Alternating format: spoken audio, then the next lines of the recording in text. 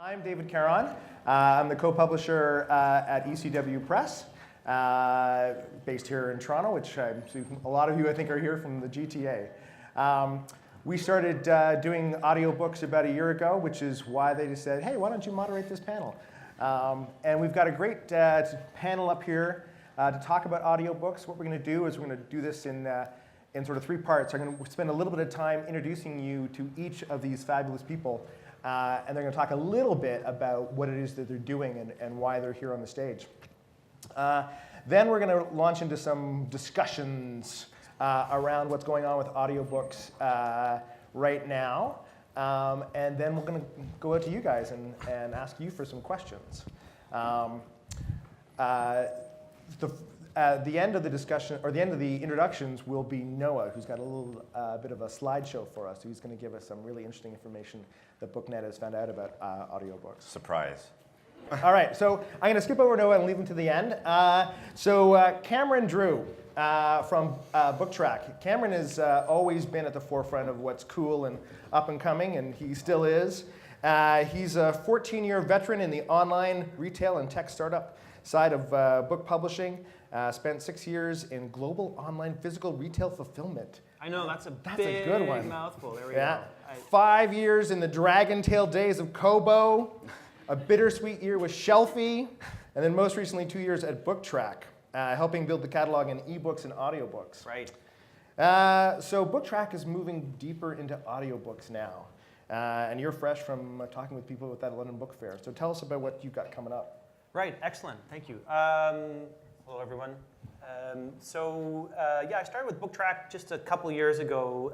Our initial mission was to find really great stories that we could soundtrack with music and sound effects. It's something that we specialize in.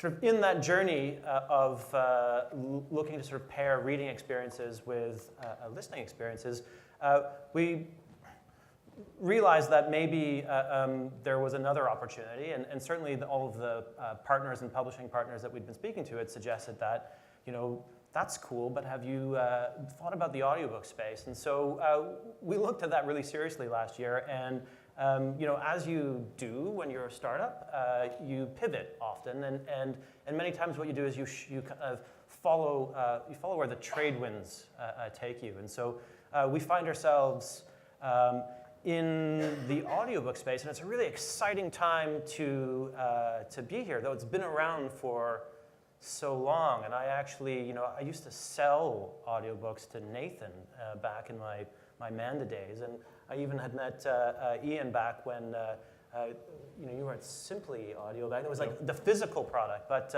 audio and digital is happening, and it's happening. It's a really big deal in the U.S., and it's a really big deal in the U.K. and other markets, other languages. And so, what I'm doing is quite similar, but looking to add in powerful sound experiences into what's already a listening experience. So I think, cool. Yeah. Ashleigh Gardner, you may know her from when she was at Dundurn as manager of digital development. You may know her from her days at Kobo as director of content management. And you may also know her now as the head of partnerships for Wattpad Studios, where she's helps manage the Wattpad Stars program, which was launched a couple years ago. The program helps Wattpad writers take their skills to the next level and give publishing and brand partners an opportunity to tap into an international roster of digital influencers. Wattpad recently announced a partnership with Hachette Audio, which is really great, working with Anthony Goff, who's a really great and generous guy in the audiobook world. So tell us more about what you sort of see for Wattpad and Hachette. Yeah, so audiobooks are pretty new for us. It's kind of a new space for us to be doing work in audiobooks. I'm really glad that announcement did come out last week, because I was worried that it might get delayed to pass this and having very little to talk about. But I think the reason that we started looking at that space is something that we should do more in was, first of all, we were seeing a lot of indicators from our users. The whole audiobook space has been blowing up, and a lot of that has been due to mobile usage.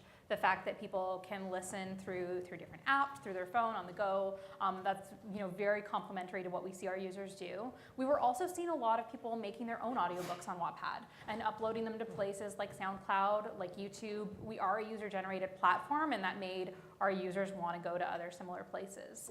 We've done some audiobook experiments in the past, notably SoundCloud, that's also a sister company under Union Square Ventures, which is one of our funders.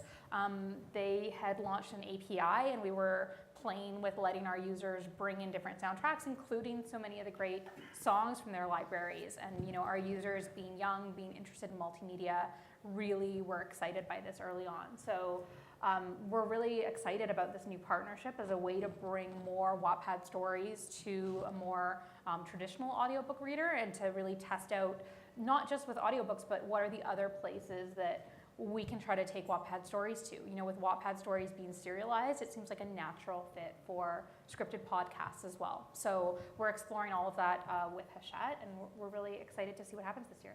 Great. We'll come back to it, because original audio is really cool.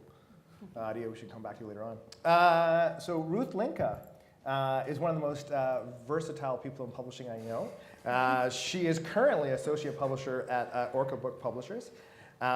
She began her career in publishing at Coteau Books in Regina, worked for Raincoast Books as the production manager and associate art director, then New West Press in Edmonton as the general manager, and then Touchwood Editions as the publisher. And in the meantime, she co-founded Brindle and Glass in 2001, which was awarded Emerging Publisher of the Year at the 2003 Alberta Book Awards. And she serves for the AMVP BC and Victoria Book Prize Society, lots of stuff. So at Orca, you guys have been at the forefront of promoting literacy, creating books with that in mind. And you're doing that now with enhanced ebooks, enhanced with audio. Can you tell us more about what you're doing in the audiobook world at Orca? So we've been doing audiobooks for quite a while in a more traditional sense, and in the fall we started doing what we call read-alongs, where the word lights up as the voice speaks it. So you create the audio, and then it's married together with the EPUB file. So it's technically an ebook. And we're seeing a lot of success with that. Pretty specific, of course, to the kids market. Well, perhaps not, but for us, we're just doing it with picture books at the moment. We do have regular audio for our YA and our other literacy readers for young readers. Great. Ian Small has spent the last 5 years focusing his skills and strategy and analytics towards guiding the successful launch and growth of Audiobooks.com, a subscription-style audiobook service app that's in 150 countries now. And he began his career with Simply Audiobooks, the market leader for the online audiobook CD rental, and has 10 years of leadership experience in the audiobook industry. And Audiobooks.com just recently underwent a reorg, basically, splitting itself. The novel audio became its own company, and Audiobooks.com became part of Recorded Books. Can you tell us a bit more about sort of what the strategy for Audiobooks.com is going forward next year? Sure, absolutely. And thank you for that. So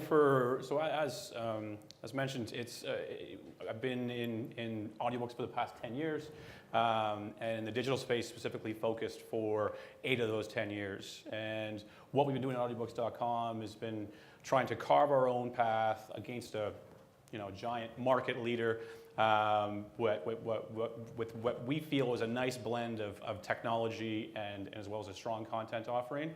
And so through that, lately, over the past couple of years, we experimented with some of our own publishing in-house, which was Audiobooks.com Publishing and Hubble Audio, and really taking a look at what was out there in terms of the publishing space, because we've seen such growth in the market over the past 5-6 years.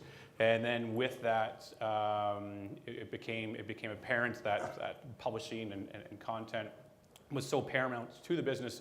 So we've joined in with the Recorded Books family, which is the largest audio publisher in the world, and so we're quite excited about that in the future. There's a more formal announcement coming just in a few weeks in early April. Between technology, excellent content. We're pretty excited about what the future holds. That's great. We've got a great panel of Canadians that are involved in the audiobook world, which is, what's that? Someone had to say A. Someone had. Yeah, exactly. Just thought I'd do it. We didn't In a world that's, or in an industry, the audiobook industry, that's been primarily dominated by the folks in the U.S. So it's great to see just great people working there. And tell us a bit more about that in Canada is Noah Gardner, who you already know who he is. But you might not know that he's also, in addition to everything else at BookNet Canada, as chair of the Onyx International Steering Committee. Not anymore, but I'm on their board, so it's okay. It says here. And he ran his own technology and software development consulting business. And prior to that, he was director of software development for consumer market research leader CompuSense. So he's going to talk to us a little bit about some stuff that he's seen at BookNet. Go ahead. Thanks, David. So you might remember me from here this morning. And you might remember, or actually someone tweeted it, that I didn't really mention audiobooks this morning, and that was on purpose because we have a panel this afternoon. So I'm going to take some of the stuff that would have been in this morning's presentation that I ignored and move it into today's. So first off, it's really great to hear all the panelists, what they're interested in, what they're talking about, because it dovetails very nicely with what I'm going to say here, and we didn't even really practice that. So that's good. So you know, we've touched on this already a little bit. There's been this huge surge in audiobook need and want and demand, and I'm going to talk a little bit about that. It seems like a lot of that demand is driven by digital, right? So audiobooks have been around for a long time. You could get them on cassette, you could get them on CD, you could get them all the different ways. Smartphones were mentioned now, but this digital revolution, disruption, has really changed and kind of, I think, brought audiobooks up to the fore, right? So, and we're not just talking about how people listen to them, but we're also talking about creation, discovery, purchase, and how they talk about them, right? So that's a lot of what I talked about this morning, but all of that is undermined by digital, right? And it's really important and in how all of the consumers interact with these things. So we're really curious. BookNet's really interested, and I think probably a lot of you are too, and I know some people on the stage are, is, you know, how do we get people to buy more audiobooks? It is the growing format, and our demand curves show that it's growing, and that's already been mentioned. So how do we get them, and then how do we sell audiobooks to non-audiobook listeners too, right? Like, how do we get this format proliferation to keep going, right? So if you have the print book and then you buy the ebook, should you also buy the audiobook? You know, if we can triple the sales, that's really nice on one title. So that's something we're all always really interested in. And there's a large correlation between ebook listeners and audio listeners in almost all the data we have. So what I'm going to do is just walk through a little bit of the data. So a couple caveats at start. We don't have really good sales data on audiobooks for a couple reasons. We do get physical audiobook sales when they're sold through physical stores. So we get those as part of our sales data service, and we do get some, but it's not enough to really look at trends in the industry. And a lot of audiobooks, this has already been mentioned, have gone to subscription models, right? So a sale is not really a sale. A listen is different than a sale when you're subscribing, and so how do you count that? We don't really count it. We'd love to, we don't yet. So some of the numbers I'm going to talk about in demand come from our consumer panel, or from some custom research we do. So here's the average audiobook user, listener in Canada anyway. Not all that different from the traditional average book buyer, book reader. A little younger, they don't have kids, things like that, but generally it's a pretty similar mix of people. Definitely younger would be the thing I would call out from this. So this is from our leisure study. 27% of the people that responded that they read, 27% of the respondents said they listened to a book last year. So that's pretty good. It hasn't changed all that much in the last 3 or 4 years, but that's still a pretty good number, it's 27%. Just to put that in context, 90% said they read a print book and 48% said they read an ebook. This is what our consumer panel looks like. So let me, that's kind of a weird graph. I think I just wanted to make an M. What that's showing is that for the 2 years that we have good consumer demand in our panel, it was about 2%, and then it went up quite high, and then it went down in the fourth quarter. There's not a lot of responses we get for purchases of in our consumer panel for audiobooks because, again, with the consumer, it gets confused in their mind about whether they're buying it or subscribing to it, right? And so we are actually changing our consumer survey starting in April to better get at that subscription model, so we should have better data going forward. But anyway, we still are seeing a lift, even with that weird up and down.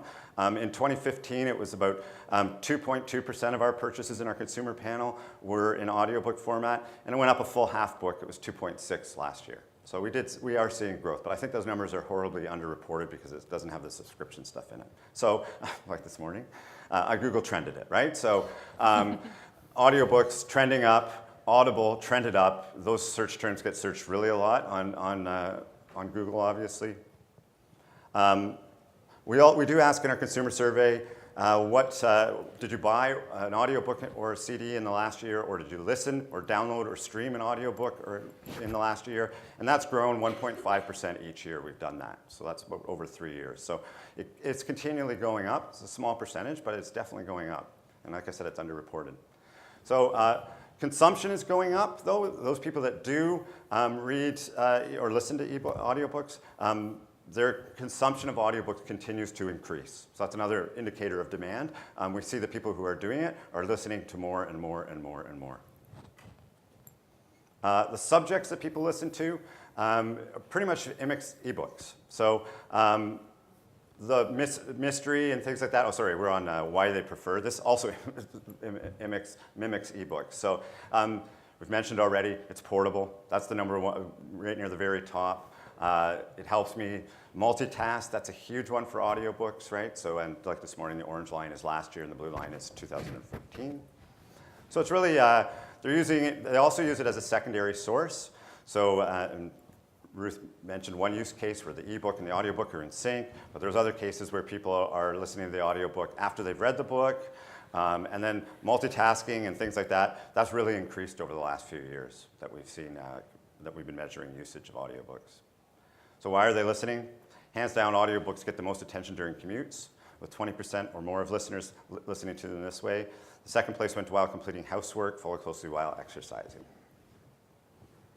So it's a multitask universe, and I think that's another reason why the demand for audiobooks has increased, and we're hearing that all over the place. People are busy, they're doing many things, and now they can listen to an audiobook while they're cleaning the house or walking the dog. The favorite subjects, sorry, I jumped ahead to this one, very similar to ebooks, with some of the genre fiction being really, really popular in audiobook format year over year.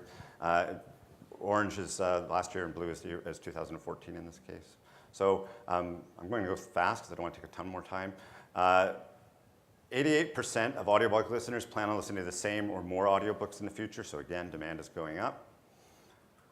This is Overdrive numbers.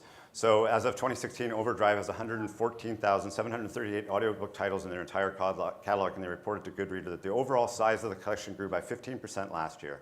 In 2015, Overdrive had 43 million audiobook loans, and in 2016, they had 48 million, so that's a fairly significant increase. In 2017, it will very likely that they'll close on to 56 million checkouts of audiobooks. And if you were here yesterday for any of ebook craft, Toronto Public Library showed their Overdrive numbers and their checkouts of audiobooks as they were happening, and it was huge. I can tell you the numbers for how many were, want to know? Yeah. So these are people who are on Overdrive. So we made up 20% of our total download activity, 32,833 downloads of audio. Wow. And it's up big time. So that's Toronto Public Library. Right. So that's great, thank you. So I went really fast through that because I don't want to take all the panel's time. And, but if you're intrigued, we do have for free a white paper, our research paper, Are You Still Listening? Audiobook Use in Canada 2016. It's available from our website, and it compares, we did the same study in 2014, and we updated it in 2016. One thing I didn't pull a slide for, and I kind of wish I had, because it was mentioned here, and I think it's something we can talk about, is this correlation between podcast listeners and audiobook listeners is huge. And we didn't do that in 2014. We didn't survey on that. In 2016, we did. It's in the study, and that correlation is huge, and that probably doesn't come as a surprise, but it's an interesting thing to take advantage of, I think. So with that, I'm going to give it back to David. Great. Thank you, Noah. It's interesting because, when you hear that at TPL, audiobook listening is up big time, as you said. I was curious as to what the actual number is, and sort of see the stats coming out of the States. The latest figure from the APA was a 34% growth in audiobook sales, APA being the Audio Publishers Association in the States. The Association of American Publishers, in their last report, said that there's a 30% growth in audiobook sales over the first 3 quarters of 2016. And there's been lots of things happening in the States, and we seem to be poised to have lots of things happening here in Canada. PRH Canada just recently announced that they're going to start publishing audiobooks. Marion Gardner is going to head up that program. Braden Wright could be up here talking about the work that Actor has been doing to try and galvanize its membership and train people in terms of doing audiobooks as narrators. Audible could be talking about its plans that it's been formulating in terms of Canada. And Martha Sharp's been involved with them this year about that. Kobo could be up here maybe. It just seems like we're just kind of on a cusp of things here, and maybe there's something that that people in this room could be involved in. And I just want to throw that first question out to the panel about really what do you think people in this room need to do with regards to audiobooks to put us over the edge into this kind of growth? And I'll look at Ian first to maybe talk about that. Well, I guess I'll go to one of the points in which Noah had in the slide and speaking to the age demographic for what we're seeing in trends for audiobooks. So for audiobooks.com, 90% of our business is done in the United States, but we do have a focus in Canada as well. So we do monitor similar data, and what we are seeing similar shifts as well. So. And if I compare this back to simply audiobooks days and the age demographic for a physical CD, audiobook CD consumer, it's much different. So it's obviously an older demographic. But for podcasts, paving the way for spoken word being an acceptable form of entertainment, that's really helped expand the demographic. And so when you're thinking of 24 years old to be an average audiobook consumer, and up to 35. It doesn't end there, though. It does branch out, and so it's going to be content specific and things of that nature. So it's the net that we can cast is now wider. I don't think it has to be specific to markets. Some Canadian content as a retailer would definitely help us. Some more Canadian content being created that is unique to Canadians, that would definitely help. So, but just when thinking of the consumer, there's again, it's a wide net that we can now cast with obviously podcasts helping, the technology as you alluded to there too.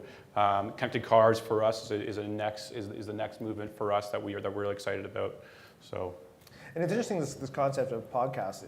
Really when you think about it, you can see it just as original audiobooks. We call it podcast, but it could be seen as that.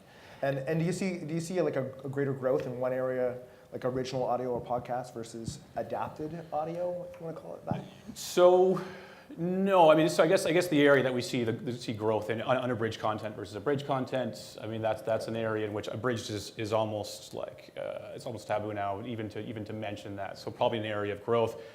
To play devil's advocate against the podcast, though, that is setting an unrealistic expectation in terms of price point for a consumer as well, because most people don't pay for podcasts, and audiobooks are a little more expensive than free. As much, production costs have gone down over time, so and I think that is going to be, that's going to help with things. To talk about another individual on the panel, Cameron's company for Book Track, what they're doing for like a premium audiobook experience, it's phenomenal. So if you haven't tried a Book Track title, try it. Even if you listen to an audiobook and you didn't enjoy it, give it a go, because it's a very cinematic experience. It's cool. So sorry to segue. No, segue over there. Exactly. Segue. Over to me. Actually, it'd be kind of interesting to hear also, I was thinking about you, because you guys are up to some interesting stuff as well, and I know that you're the moderator, but I mean, I guess the question is that as an industry, as all of us kind of being here in Canada, is how do we get our Canadian voices and the stories that we're trying to tell heard not just here, but the great promise of digital is that we can broadcast out to the greater world. And so I guess,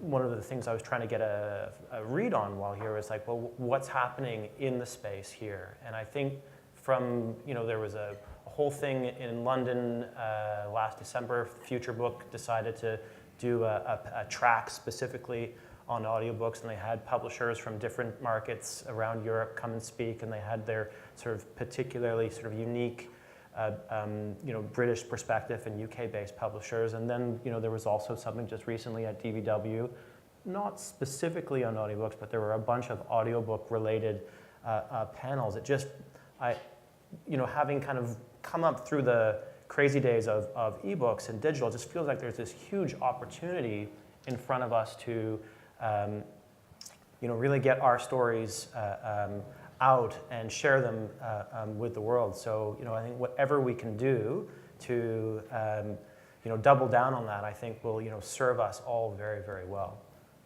I think one of the things for us is that we create a lot of content in this room, right? And the fact that content could be audiobooks and has, in the States, they just think of that. What blew me away was the fact that you look at ads for books at PW, for instance, Publishers Weekly, and you see it says, now available in print, ebook, and audiobook. That's just the way they do things. That's not the way we do things in Canada. So it's introducing that kind of culture to it, I think, in terms of the way we think about, let's take that content that we have and let's do something with it, whether we license it or whether we produce it ourselves. Let's get it out there as in that kind of format. And just to kind of pick up on that a little bit, I don't want to beat a dead horn, but it's been brought up a couple of times, is metadata is really important again to discovery, right? So we don't, it's in the study, I don't have the actual numbers, but we don't, in our bibliographic warehouse, which we do for the Canadian industry, we don't have many audiobooks. We know there's more audiobooks available because we can look at TPL that are available in our market where we don't have any metadata for. So are publishers putting that metadata in their feeds? Are they putting it in their related product composites? Are they pushing it out so that it can be discovered? If you're using Actra and you have a famous person reading your book, do you have that in your metadata so that they can be searched on besides just the author? Like, that whole step still needs to happen, I think, in a lot of cases. So. Right, yeah. And another thing that you found in your stuff is that it's a younger audience that's gravitating towards audiobooks. And Ashleigh, you're kind of reaching that market, and you're creating stories in a different kind of way in terms of with writers. Are you finding that it's easier to get buzz amongst that sort of younger crowd? Yeah, I think we definitely see that our younger users are interested in audio. I think to your point on some of the different ways or the new ways that I think they're consuming it, when we look at what they're creating on places like SoundCloud and YouTube to be the audio equivalent of their YouTube books, a lot of it isn't like a traditional audiobook of someone just narrating and reading the book. It resembles more like a radio player, a radio script. So I think that's interesting as far as how engaging they want it to be, and they want different voices and they want it to be more immersive. I think to build on the comments about podcasting and moving from free to paid and the expectations of that sets, that's also something we're very used to at Wattpad. Wattpad is free to consume, and yet we are transitioning a lot of our users into paid products. But I also would hope that a lot of publishers are looking at how many podcasts are successfully monetizing. You don't always have to charge the consumers. I know audiobooks is somewhere where people are experimenting more with subscription, but Wattpad's been doing branded content for years now, and I can tell you that sometimes, the budget that a brand has can be higher than you would ever sell enough books for. It doesn't always have to be creating a commercial for the brand either. A lot of brands, for the exposure, are happy to bring you something brought to you by. And there's been some really innovative podcasts this year. Like Tinder did an amazing podcast that was just like sex and relationships and advice. And they hired a really cool woman to do them. And it wasn't about Tinder, it was about millennials dating. And it was really popular. And GE has a fantastic one about technology every week. Like, I think there's ones that are really good fits. And I can imagine so many brands being really excited to sponsor fiction podcasts. Yeah, it's interesting because we're talking about ways in which, audio is being used not in that traditional audiobook sense, like I'm going to, be in my car and I'm going to listen to something. You're talking about it being used in a different kind of technological way, which kind of expands that world of how audio can be used. And Ruth, the read-alongs, when you say that, that thing, that word lights up, and again, there's technology that's being used in that kind of way. Yeah, for us, the audio really started probably almost 8 or 10 years ago now, in conjunction with our literacy programming. Part of literacy, there's 4 sort of pillars: reading, speaking, writing, and listening. And we had a lot of people asking for the listening part, so we started off by making these little preloaded MP3 players, which seems so old-fashioned now, but we still sell them. 2 books per preloaded thing. They're in a little box and you can put it on the shelf, and we sell quite a lot of those to libraries and schools. And then we started doing more trade or regular audio, and that's definitely been a harder slog, not to be the negative Nelly on the panel here, but you know, bigger investment, more words, and we still haven't, so this for us would be like YA novels and middle reader novels, still haven't hit the market on those yet really well as compared to our literacy focused ones. And the latest one being the picture books, the read-alongs, which we're definitely seeing quite a bit of success with those. And, you know, smaller investment. So it's a bit, for us, audio has not been a overall success. It's been a bit mixed. What's been really interesting for me about this is audiobooks is about content for sure. It's about the story, but it's now introducing a whole other artistic element, which is the narrator into the picture. And you know, coming to understand what that contribution is and to maximize that contribution has been an interesting learning curve for me. And I'm wondering about whether that's been for you and maybe for you too, Ashleigh, in terms of, or whether the writers simply read for themselves. So Ruth. Yeah, we've done a bit of both. We have one series of nonfiction picture books for young readers where we've had the author narrate it because she's a psychiatrist and it just seemed to sort of fit. But there's a lot of ones where we're picking narrators, and I think it's very important to pick the right narrator. I mean, some people are, I don't know, surprisingly boring. Even though they're audiobook narrators, you listen to them and think, oh, I wouldn't want to listen to this for very long. So picking the right narrator, we also think about it in kids' books in terms of whether it should be male or female. So I think it's a crucial part. And then the one thing, just if I can say one other quick thing that you should think about if you're thinking about going into audio is the proofing, which when we look at the cost of producing the audiobook and hiring the narrator and getting it done, we then proof it in-house. And it takes quite a while. But what's been really interesting about it, because we're trying to do it on the same timeline as our print books, is we do sometimes find mistakes. Even though the audiobook is created from the final manuscript or the final book, we do actually sometimes find mistakes that we're able then to fix in print as well. So that's been an interesting sort of side benefit to the process of creating audio.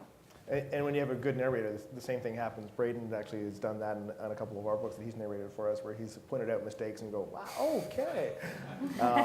And Ashleigh, how about you at Wattpad? Yeah, you know, the first thing that comes to mind is a bit of a tangent for us, but I think it's probably kind of interesting to the audience. Is something that's in a bit of a gray area rights-wise, but the amount of online influencers that will find Wattpad stories and read them on their YouTube channels or in other areas like that, and the effect that has on traffic to the original source is massive. I don't know how familiar many of you are with Twitch. Do you know the live gaming platform? Something that was kind of unexpected for us when we launched TAP is that there's a lot of programs that will let users share their screen and video themselves and react. And it's been one of the biggest driving sources of people downloading the app of these Twitch stars that will read a TAP story while they react live on camera. And it's been really surprising to us. And while it's definitely in a gray area rights-wise, the amount of traffic that it drives back to that reader and writer, everyone's been really thrilled with it so far. Yeah, that's really interesting because I've seen that happen so much in the gaming world. To see it happen in the audio, that's fascinating. Well, I want to get to your questions, and we've got like 8 minutes left. So, yeah, go ahead. Let's just wait for Oh, we're gonna do the mic. That way we can capture this on the webcast. I won't have to repeat what people say. The narrators are the rock stars in the audiobook world, so that we have customers that will only read or listen to books by a certain narrator. Yeah. So that's what they like, the voice, and they will listen to anything as long as that person's reading it. I was really surprised by that. And the other thing, I just want to correct what I said before. The 32,000 checkouts was not for the year. It's what's currently checked out right now. Wow. So multiply that by 15. I was looking at the wrong pie chart. Yeah, that's great. Yeah, it's a really good point. And that's one of the things we learned early on is that the traffic at libraries especially is people follow the narrator. When you think they follow the author, which happens, but they follow the narrator, there's a trust in that voice that they're going to deliver a good story. And so, again, choosing that narrator is such an important thing. Other questions? Hi there. I was just curious if you had any insights or thoughts a little more specific to the juvenile market, and I'm thinking of more middle grade readers, and just thinking about the idea that audiobooks reach reluctant readers. That is certainly a world where that happens a lot, and just curious of the opportunities therein. So that's how we started out, was with our high-low series for reluctant readers, where we created these preloaded MP3 players, and it has been a very strong market for us. Not so much in bookstores, in fact, almost not at all. Primarily directly to schools and libraries, and we offer collections where you can buy the print book and the ebook and the audiobook, or any sort of combination thereof. We also have curated collections on topics and stuff like that, where we offer any sort of mix and match that the teacher or the librarian wants for the reluctant reader. And there's that listening aspect, but I think there's also, just for young readers who are maybe struggling a bit, there's it's cooler to wear a pair of headphones than it is to read a skinny book that's obviously written for a younger reading level. So I think there's that aspect of it for them as well. I can say on the retail side, within our child genre, it's one of the most popular in terms of analytics within our mobile applications. One of the most popular genres that are visited, not necessarily consumed. The price points tend to not match, say, the duration of content, where the children's content will typically be shorter in nature. So from a retailer's perspective, I think there's absolutely an opportunity there if priced accordingly. Yeah, it's interesting. And Ruth, are you finding that you're seeing more take up on the institutional side than on the consumer side, or what's sort of, do you know what that mix For is? those reluctant reader ones, yeah.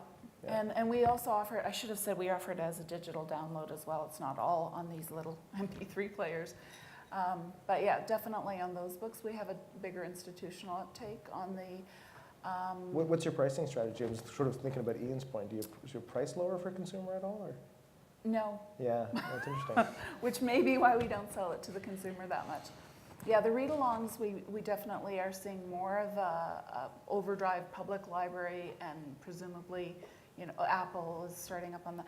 So that sort of stuff goes more direct to consumers, but the literacy stuff is more to schools and school libraries. So it's interesting, the idea of the pricing strategy that might go a little bit more like the way the ebooks went, that if you have sort of a higher institutional price for an audiobook versus maybe more in the kids sphere, I don't know, and then you have a sort of a lower consumer price for an audiobook, you might actually get a little bit of more traction, I don't know. Yeah, I think that with the high-low series that we have, we don't even sell those much in bookstores as print books. They tend to be, so we think our market is schools, and so that's where our focus is with them. Yeah, that's cool. More hands? Actually, I actually like to say something about that.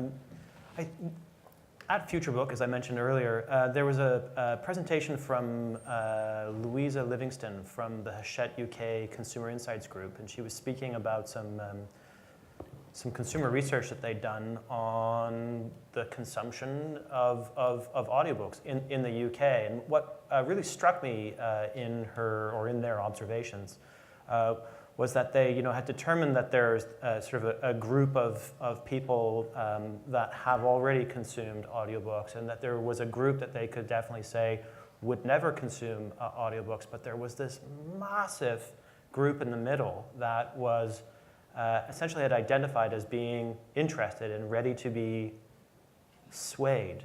And so when you come to sort of think about things about, is there a market for middle school readers or reluctant readers, I think we can see that there are some trends that exist in the space already, but I think that we're still I mean, even though, Ian's been doing this for years and years, I still feel like we're at the foot of the mountain here, and there's a great opportunity for us to explore sharing these stories in a whole new way. I know anecdotally from speaking with a few people at the London Book Fair just last week, oh my gosh, that they had confessed to sort of handing over their Audible accounts to their 12-year-olds and letting them control the consumption, which I thought was really fascinating. And I can sort of speak to the experience of reading to my kids, every night, and also sort of using them as guinea pigs for what we're doing over at Book Track. But the first experience of actually hearing someone speaking an audiobook really blew my 11-year-old's mind. I think that they're the next readers. They're the ones that we're going to have to sort of like help compel to want to consume the stories that we have to share. And I think that for me, that's where I see a lot of the future opportunity. Yeah, and also just in terms of technology that's actually really already out there too, and it's going to be the younger crowd that's going to embrace that technology. But I mean, we're going to see, as people buy their new cars are going to come with CarPlay.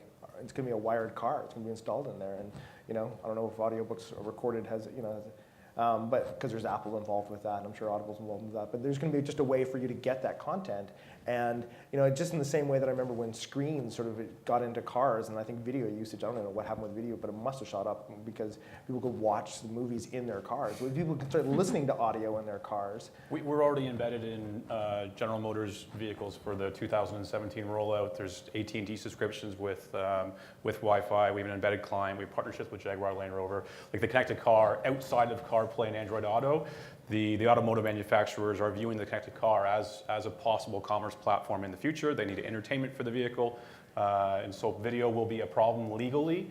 And so they are looking at audio. So anything from internet radio to, and then audiobooks, it makes the most sense. And what about watches? So watches is a trend right now, which we are participating in. It's for the active, obviously for the active. So we do see some usage there. We also have Apple TV. We've seen it almost as much on Apple TV as we have in the Watch platform, only because of the connected home. So the connected home is becoming much more, I guess, common as well. So That's great. If you're thinking of getting more people hooked on the audiobooks, why don't you take advantage where people have to hang around for long periods of time, like me this morning with the subway delay, where there's Wi-Fi, and you have a poster with the code saying hot new audiobook, get the first chapter for free, get them hooked. So if you didn't hear that, what she's saying is that find those places where people are going to be stuck for a bit, like a subway that's been delayed, and put your poster there that gives them a chance to listen to the first chapter of an audiobook for free, which is a brilliant idea. All right, well, I want to thank everybody for sharing their insights into audiobooks.